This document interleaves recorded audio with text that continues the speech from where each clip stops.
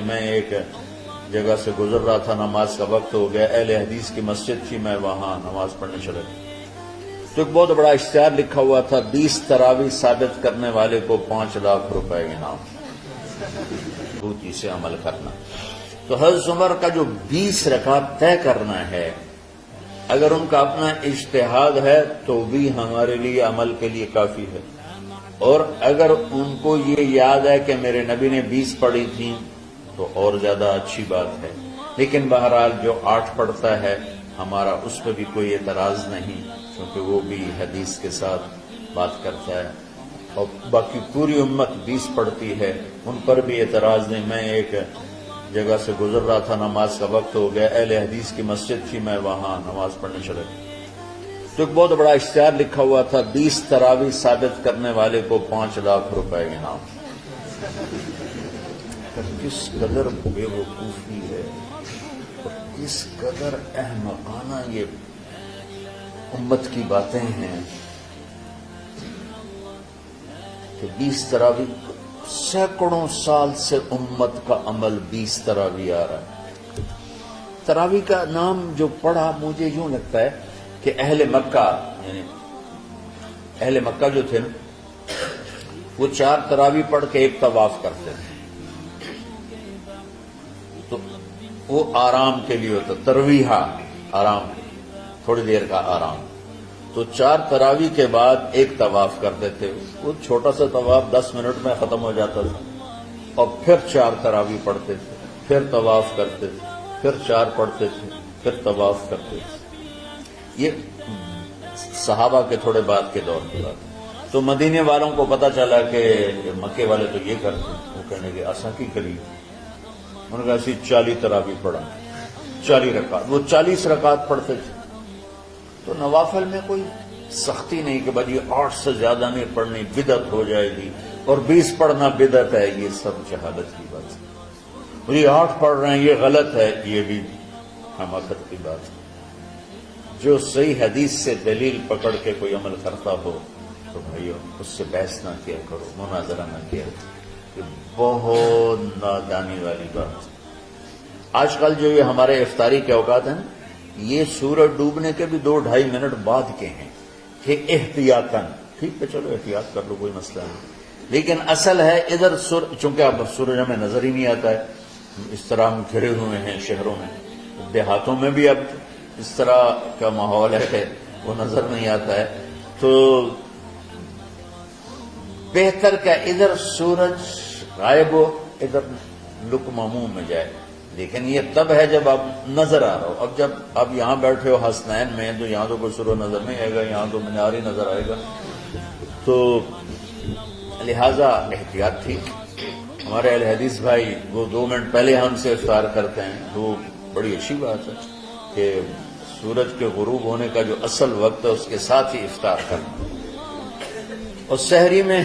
ایک واقعہ سناتا ہوں، آپ سحری کھا رہے تھے، بکرے کی سری پکی ہوئی تھی، تو مولا علی رضی اللہ تعالیٰ عنہ اور رباز بن ساریہ رضی اللہ تعالیٰ عنہ آپ کے ساتھ کھانا کھا رہے تھے، تو حضرت بلال آئے، یا رسول اللہ وقت ختم ہو گیا ہے، میں اذان دینے جا رہا ہوں، آپ برائے مہربانی کھانا پینا بند کریں، اور یہ کہہ کر چلے گئے۔ چھت، ایک انصاری عورت تھی، اس کے گھر کی چھت پہ چڑھ کے اذان دیتے تھے، چڑھنے لگے تو پھر واپس آئے کہ دیکھوں اللہ کے نبی نے کھانا چھوڑ دیا یا نہیں، آ کے دیکھا تو وہ کھا رہے تھے، انہوں نے کہا یا رسول اللہ واللہ لقد اصبحت، یا رسول اللہ اللہ کی قسم سحری کا وقت ختم ہو گیا، صبح ہو گئی، تو آپ نے ہاتھ پیچھے کر دیا، کہہ رہے تیرا بھلا ہو بلال، ابھی وقت باقی تھا، تیرے قسم کھانے پر اللہ نے اس کو پہلے نکال دیا کہ تیری قسم کہیں جھوٹی نہ پڑ جائے۔ تو حضرت علی نے فرمایا کہ اگر بلال قسم نہ کھاتے تو جب تک میرے نبی کھاتے رہتے صبح صادق نہیں ہونی تھی، تو بالکل آخری وقت میں آپ کھاتے تھے تاکہ کم سے کم وقت امت پہ بھوک کا آئے۔ تو اللہ تعالیٰ آپ کے علم میں برکت دے۔ رمضان علم کا مہینہ ہے، سونے کا نہیں ہے، کھانے کا نہیں ہے، سموسے پکوڑے کا نہیں ہے، رمضان علم کا مہینہ۔ تو اب جب دوبارہ تھوڑا سا موسم ٹھنڈک کی طرف گیا اور رات کچھ تھوڑی لمبی ہونے لگی تو ہیں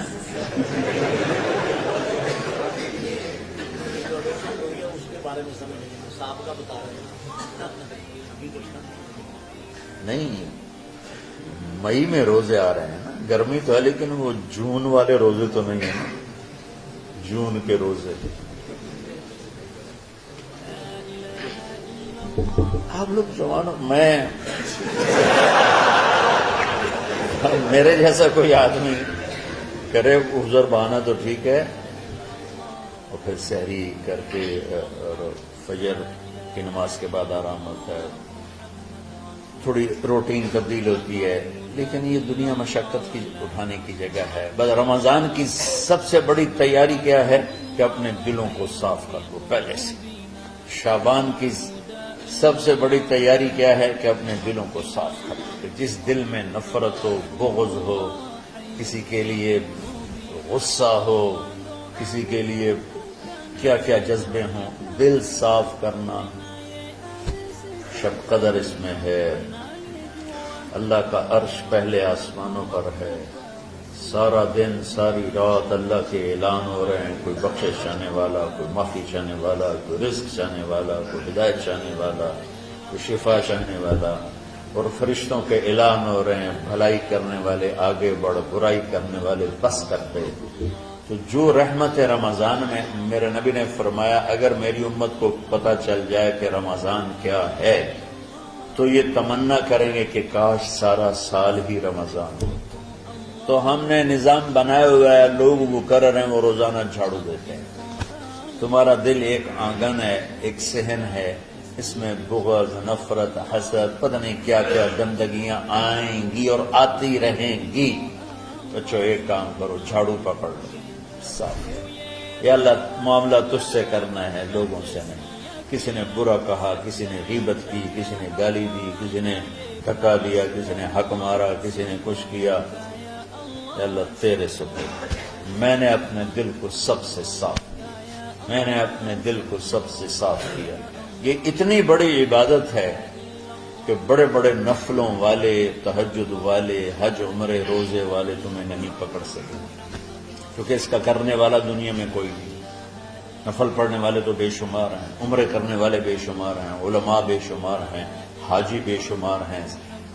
سخاوت کرنے والے بے شمار ہیں، لیکن اس ٹکڑے کو صاف کرنے والا لاکھوں میں ایک بھی نہیں۔ مشکل کام، آپ یہ سیکھ لیں، صاف کرو، صاف کرو، صاف کرو۔ یہ رمضان کی سب سے بڑی تیاری۔ جس دل میں بغض بھرا ہو، نفرت بھری ہو، حسد بھرا ہو، کینہ بھرا ہو، اس میں خاک آئے، اس میں تو علم کی ایک کرن بھی نہیں آئے، زبان سے چاہے جتنے مرضی موتی بکھیرے، دل اس کا اندھا ہوگا۔ لا تعمل الابصار ولكن تعمل القلوب التي في الصدور۔ یہ آنکھوں سے اندھے نہیں، دل سے اندھے ہیں۔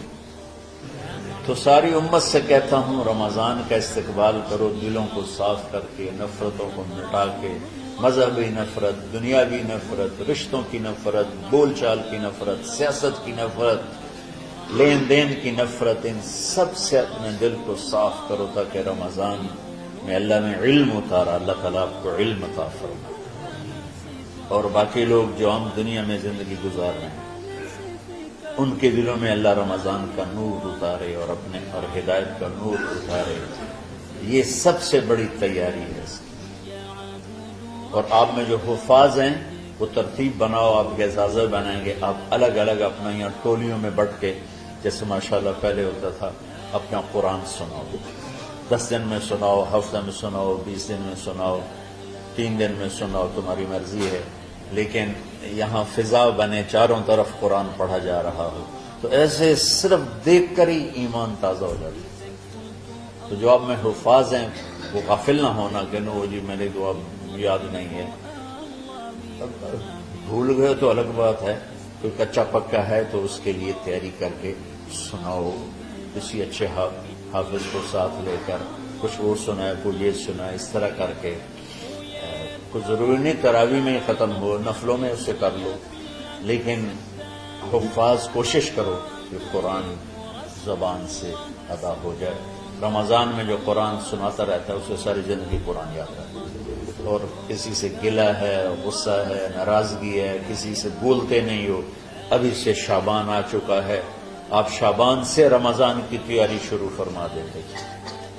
تو اس کی تیاری کیا ہے؟ وہ دلوں کو صاف کرو، معاف کرو، معافی مانگو. تمہارا قصور نہیں پھر بھی معافی مانگ لو. دلوں کو صاف کرو اور